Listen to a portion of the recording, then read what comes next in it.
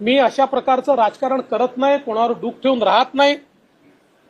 पण माझा एक सिद्धांत पक्का आहे, मी कोणाच्या नादी लागत नाही, कोणी नादी लागलं तर सोडत नाही.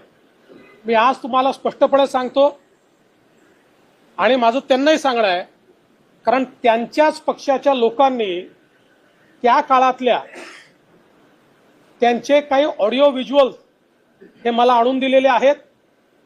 त्यामध्ये ते उद्धव ठाकरेंबद्दल काय बोलतायत, ते पवार साहेबांबद्दल काय बोलतायत, या संपूर्ण जे आरोप आज आमच्यावर लावतायत त्या संदर्भात ते काय बोलतायत, वाझेवर ते काय बोलतायत, या सगळ्या गोष्टी आहेत.